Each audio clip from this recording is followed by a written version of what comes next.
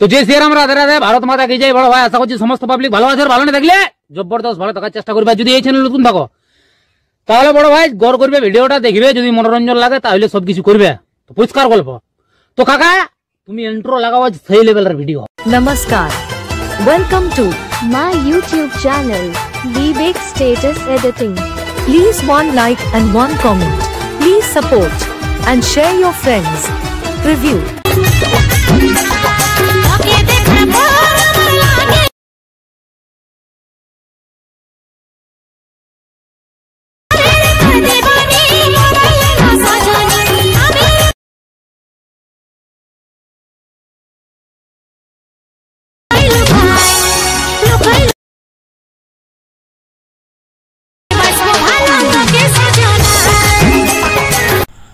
Hello guys, আজকে যে preview status ভিডিওটা দেখলেন, এরকম নিজের ফটো দিয়ে কিভাবে স্ট্যাটাস ভিডিও এডিটিং করবেন সেটা শেখার জন্য ভিডিওটা পুরো শেষ পর্যন্ত দেখবেন, না স্কিপ করে। এরপর অ্যালার্ট মিশনটা ওপেন করে নেবেন।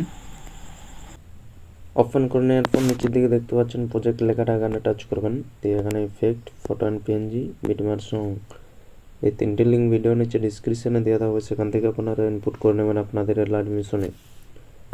এরপর প্রথমে আসবেন ফটো অ্যান্ড পেনজিতে। আসার পর এখানে টাচ করবেন, দিয়ে এখানে সিলেক্ট অল লেয়ার্স লেখাতে টাচ করে সিলেক্ট অল লেয়ার্স করে নেবেন। দিয়ে আবার এখানে টাচ করবেন, দিয়ে এখানে কপি 6 লেয়ার্স লেখাতে টাচ করে কপি করে নেবেন। এরপর ব্যাকে চলে যাবেন।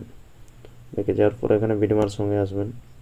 আসার পর এখানে টাচ করবেন, দিয়ে এখানে পেস্ট 6 লেয়ার্স লেখাতে টাচ করে পেস্ট করে দেবেন। ফটো অ্যান্ড পেনজি সিলেক্ট হয়ে যাবে, দেখতে পাচ্ছেন। এরপর ইফেক্ট অ্যান্ড ইফেক্ট আনার জন্য ব্যাকে চলে যাবেন। ব্যাকে যাওয়ার পর এখানে ইফেক্টে আসবেন। ইফেক্টে আসার পর এখানে ইফেক্ট কপি করে নেবেন। কপি করার জন্য এখানে ছবির মধ্যে টাচ করবেন। দিয়ে নিচে ডানের কোণায় দেখতে পাচ্ছেন ইফেক্ট লেখাটা, এখানে টাচ করবেন। এরপর নিচে বাঁ দিকে দেখতে পাচ্ছেন 3 ডট, এখানে টাচ করবেন। দিয়ে এখানে কপি ইফেক্ট লেখাতে টাচ করে কপি করে নেবেন। এরপর ব্যাকে চলে যাবেন। ব্যাকে যাওয়ার পর এখানে বিটমার্কের সঙ্গে আসবেন। আসার পর এখানে ছবির কাছে আসবেন। দিয়ে এখানে ছবির মধ্যে টাচ করবেন। এরপর নিচে ডানের কোণায় দেখতে পাচ্ছেন ইফেক্ট লেখাটা, এখানে টাচ করবেন। এরপর নিচে বাঁ দিকে দেখতে পাচ্ছেন 3 ডট, এখানে টাচ করবেন। দিয়ে এখানে পেস্ট ইফেক্ট লেখাতে টাচ করে পেস্ট করে দেবেন।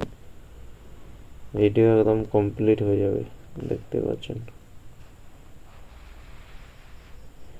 এরপর ভিডিও কমপ্লিট হয়ে গেলে ভিডিওটা সেভ করে নেবেন। সেভ করার জন্য উপরে দেখতে পাচ্ছেন ডানের কোণায় তীর চিহ্নটা, এখানে টাচ করবেন। এখানে দেখতে পাচ্ছেন নিচের দিকে এক্সপোর্ট লেখাটা, এখানে টাচ করে ভিডিওটা সেভ করে নেবেন।